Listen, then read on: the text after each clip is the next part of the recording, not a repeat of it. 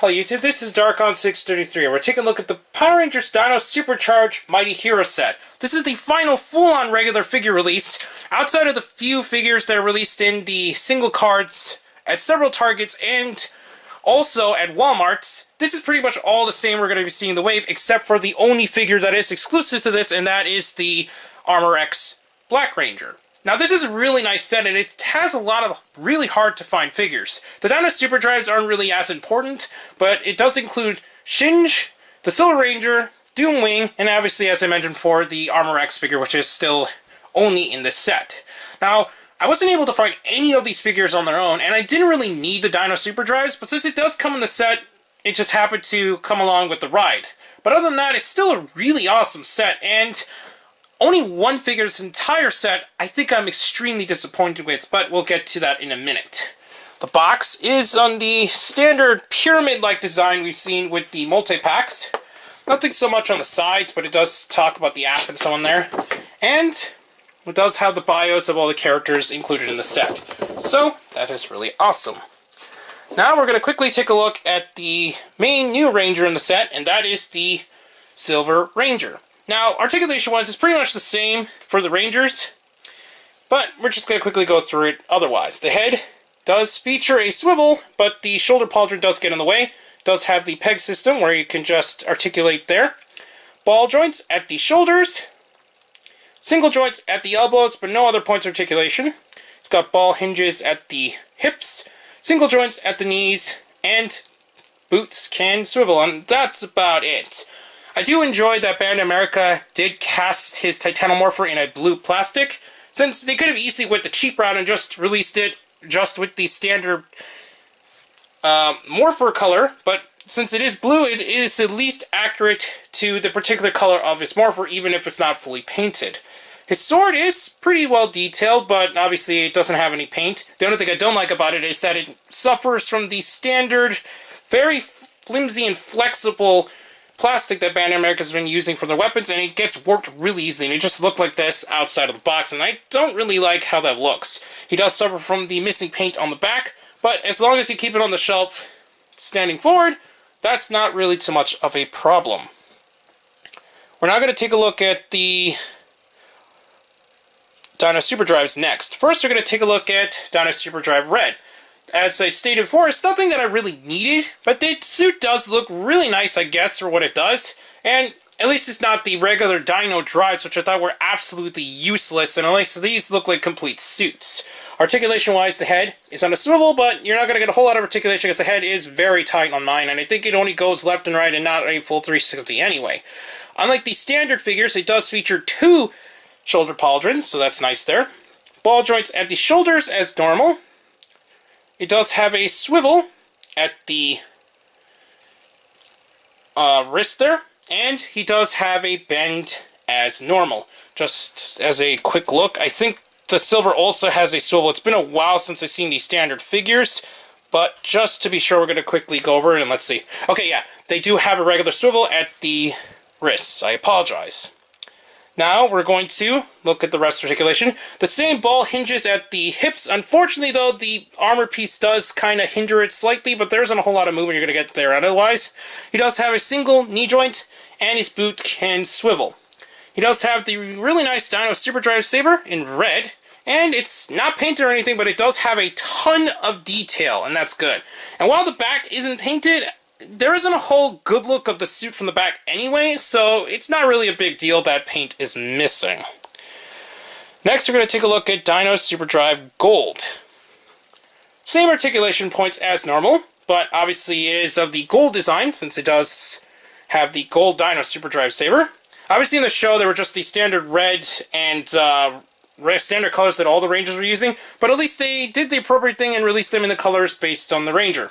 He does include the Terra Charge Morpher as well, as normal, which can be removed via two pegs on the side, and he does hold it like normal, but otherwise it's still not painted, and that's pretty much it. Articulation is the exact same thing we've seen with the Red Ranger, same two shoulder pauldron joints, same ball hinges at the shoulders, same swivels at the wrists, same single elbows, same problem we've seen with the Red Ranger, swivels at the boot, and a single knee joint as normal. But otherwise, it's still a really nice figure, I have to say, and I would have actually liked it if the set actually included Dino Super Charge Silver rather than Gold. But, oh well, that's not really the main reason why I got the set anyway.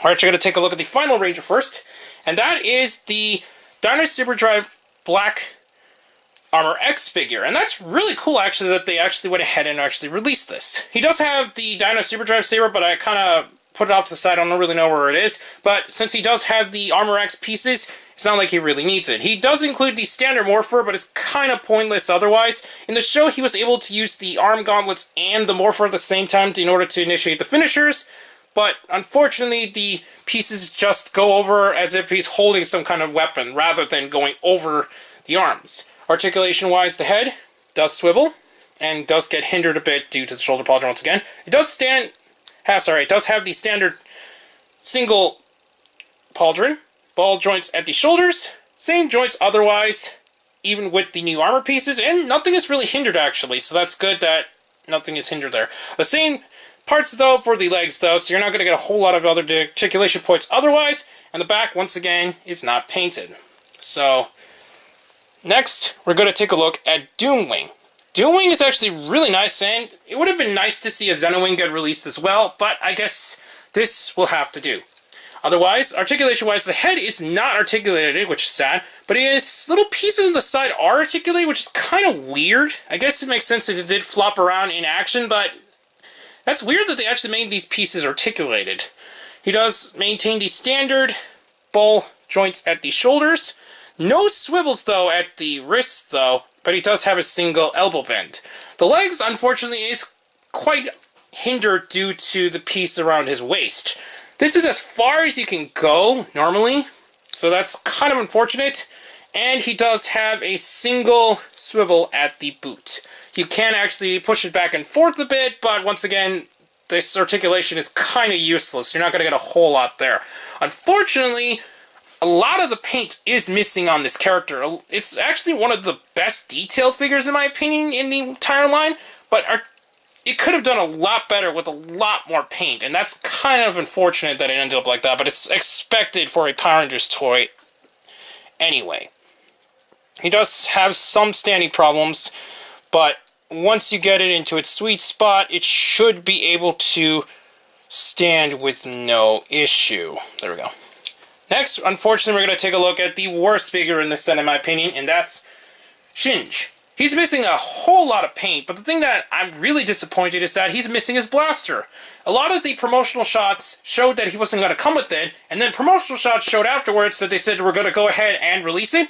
By the time Shinge released, he doesn't have his blaster anymore, and I have no idea what happened in between there. Articulation is where this figure suffers the most. He doesn't even have a ball-jointed head at all. Well, none of them do, but it would have helped if he at least had that, because, yeah, you're not going to get a whole lot of movement at all with this figure. It's almost like a Star Wars 5 parts articulation figure. He does have swivels at the shoulders, but his tail gets in the way a bit, and that's really unfortunate.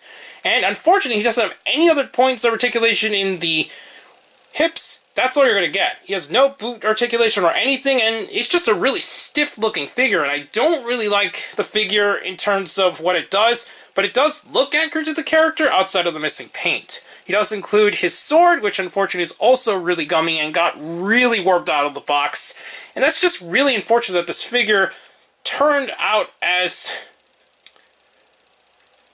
problematic as it did, since I was actually really looking forward to this particular figure. Anyways, we're going to take a comparison with the other Rangers now that we finally got all the Rangers together. So now we got all the 4 Red Ranger figures which are currently on from Dino Charge and Dino Super Charge together. Since I do not have the Dino Drive version of Red, as I stated before, I cannot compare him, obviously, but it's still nice to see them all together. I never actually looked at them side by side this close before, and it seems like it's very interesting to see that the Super T-Rex mode is taller than the rest of the figures, but I guess it does work for the design we've seen. Obviously, this particular design has the less expression than the rest of them because it doesn't have the painted details, like the mouthpiece, like the other versions, but it does work with the particular form that they were trying to address, and I think this looks really nice together. Now we're going to look at the 3 different versions of Chase. Chase didn't change all too much, but obviously the amount of armor has changed throughout the different forms that he has taken. I do not have any of the other forms, so this is all I can compare it to, but at least the designs are pretty close together, and it's still really nice that we even got this figure in the first place. So now we got the only 2 versions of the Dino Charge and Dino Super Charge gold figures which I currently own. He didn't really go through that many changes in terms of suit design, so this is all I can compare with, and it does compare pretty nicely next to each other, and it's nice actually to have another variation, I guess, of the Gold Ranger. And here it's Doomwing and Shinge compared to Snide. Right now, there isn't any real chance for Arcanon to appear, and it would been nice to have seen him released down the line, but seeing as we're going straight into Ninja Steel, I think we pretty much set sail on getting an Arcanine figure in the first place, which is kind of a shame, but I guess it's nice for all the characters we've gotten. Now we finally have all the main 10 Rangers together side by side. It was a long journey getting to this point, and it was really nice to get a hold of the Rangers leading up to the final release here. It was a very bumpy road getting to here, since a lot of the figures were really hard to find at some point, though distribution did pick up from time to time on a lot of these figures, and it was really nice to get them together side by side. I'm not sure exactly how far Ninja Steel is going to go compared to what we've seen with Dino Charge, but I have to say a lot of the other toys are kind of disappointing up to this point, and I might actually be skipping most of the line up to this point, outside of maybe the figures, and possibly the Megazord now. So it's really nice to see them together, and I can't wait to see what we have in store for Ninja Steel. Anyways, please comment, subscribe, and check out Hero Club and Hero Taku. Also, please check me on Twitter under Darkon633, and don't forget to comment, rate, subscribe. Please check down the other channels down below, and I'll be back with more reviews, but for now, I've been seeing you later, and it's time to charge it up.